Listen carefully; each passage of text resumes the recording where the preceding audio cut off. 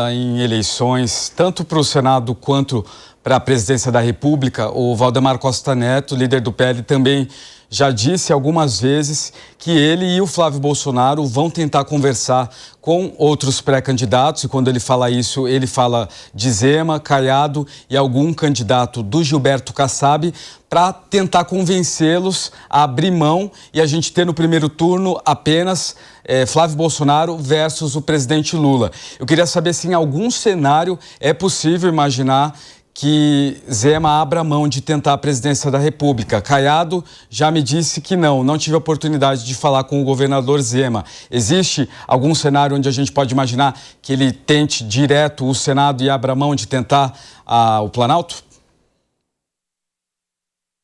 De novo, Misael, a nossa estratégia é ir até o fim, porque além de entendermos que é o melhor caminho, é a melhor estratégia para a direita, não é uma estratégia partidária, não é para o Romeu Zema, não é para o Flávio, não é para ninguém, é para a direita ter mais chance de vencer a eleição, além de você ter mais vozes disputando, é imprescindível levarmos a eleição para o segundo turno. Porque, infelizmente, no Brasil ainda existe muito o advento da compra de voto, especialmente nesses rincões mais isolados do nosso país. E, em geral, a compra de voto ela acontece no primeiro turno, porque é o candidato a deputado estadual, deputado federal que organiza isso ali, vai lá, consegue os ônibus, consegue a comida, consegue, enfim, os cabos eleitorais, as bocas de urna, e faz todo esse processo no primeiro turno. No segundo turno, toda essa estrutura já é desmobilizada, porque o candidato a deputado federal ou estadual ou já está eleito ou não foi eleito. Então, isso perde muita força no segundo turno. É mais um fator importante para se levar para o segundo turno. Uma eleição de primeiro turno ela é perigosa. É por isso que, de novo, nós entendemos, juntamente com todo o restante do partido e outros analistas políticos também entendem que quanto mais candidatos, melhor. Inclusive, quando Romeu Zema foi falar com Jair Bolsonaro e comunicar em primeira mão que ele seria de interesse em ser candidato, o próprio Jair Bolsonaro disse que quanto mais candidatos, melhor. Então, compartilhava inclusive dessa nossa teoria. A pergunta do Mano Ferreira. Presidente, com a instituição da cláusula de barreira progressiva, a gente tem uma tendência à diminuição do número de partidos. E de um ponto de vista do espectro da direita, tivemos recentemente o surgimento do partido Missão, ligado ao MBL. Eu queria ouvir a tua avaliação do quadro partidário. Você acha que o Missão concorre com o Novo? E caso o partido não consiga cumprir a cláusula de desempenho, há expectativas de negociação por uma federação? Qual seria a estratégia do Novo nesse caso? Perfeito, Mano. Eu não acho que o Missão concorra com o Novo, porque o MBL sempre teve seus candidatos em outros partidos, então eles já têm um eleitorado em que eles trabalham, que sempre foi um concorrente, mas que sempre disputou conosco de maneira legítima e leal. Então, evidentemente, eles têm um partido, mas eles sempre tiveram seus candidatos espalhados em outros partidos. E o Novo cresceu muito em eleitorado, nós mais do que dobramos o número de filiados ao longo dos últimos 2 anos. Como eu disse, trouxemos muitos nomes, crescemos para mais de 700 municípios, aí temos vereadores espalhados em todas as regiões, em todos os estados do Brasil. Então, o Novo hoje está muito mais capilarizado do que no passado. E não está no horizonte também não bater a cláusula de barreira. Essa é uma não opção, mano. Na verdade, eu estou muito tranquilo com relação a isso, porque as nossas nominatas hoje estão muito fortes. Nós estamos muito fortes no Sul, estamos muito fortes em Minas Gerais, em São Paulo, em Pernambuco também, no seu estado.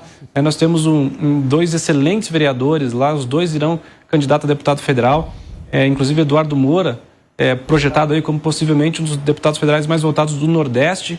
Então nós temos grandes quadros espalhados por todo o Brasil que vão fazer muitos votos, trazer muitos votos para a nossa nominata. Eu não tenho receio de bater a cláusula de barreira.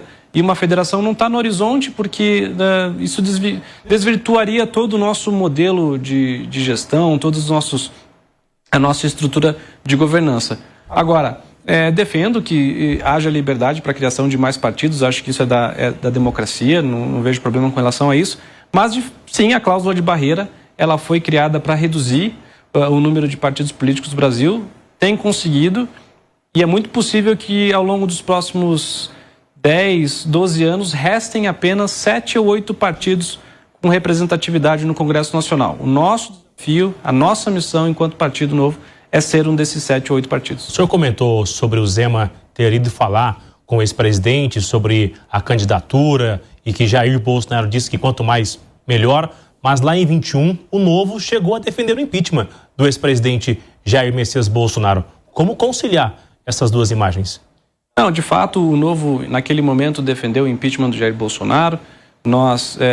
Foi uma fase em que o Novo e o PL, na época o PSL, não, ele estava sem partido, mas houve um afastamento, uma tensão muito grande entre os grupos da direita.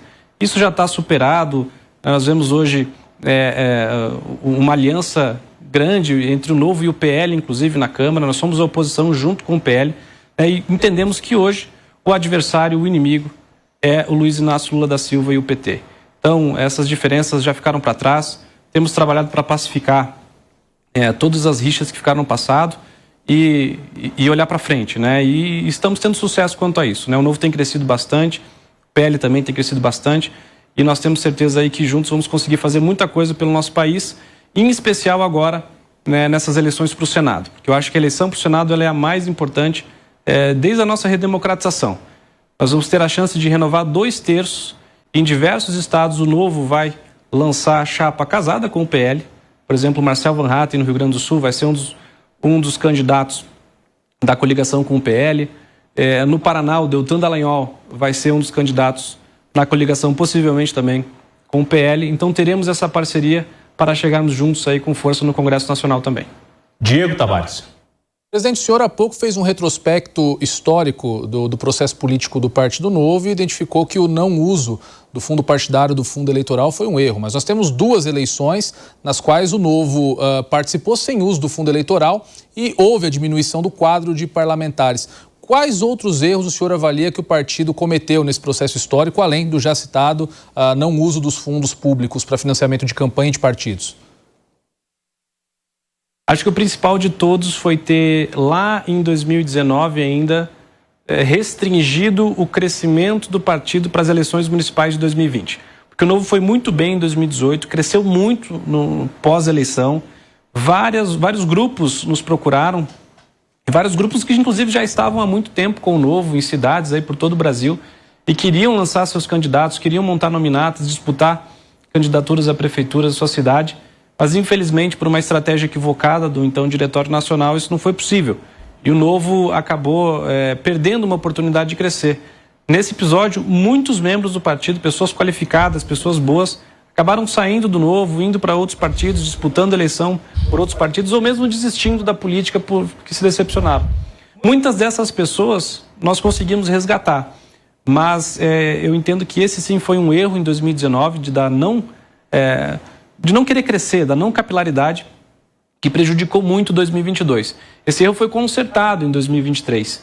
Nós decidimos expandir com bastante ousadia para todos os estados do Brasil. Foram mais de 700 municípios, frente aos 42 municípios apenas de 2020. Nós fomos para 700 municípios em 2024 e elegemos aí mais de 250 vereadores e mais de 20 prefeitos. Foi um crescimento bastante considerável e hoje nos dá uma certa facilidade, inclusive, para montar nominatas. Porque o nosso sistema proporcional, ele não é um bom sistema de eleição, ele não é longe de ser o melhor do mundo. Então, é necessário que você tenha ali também vereadores ou membros do partido dispostos a serem candidatos para deputado federal. Isso era muito difícil quando nós não tínhamos quadros. O que dificultava o volume de votos na chapa para se conseguir atingir o coeficiente eleitoral.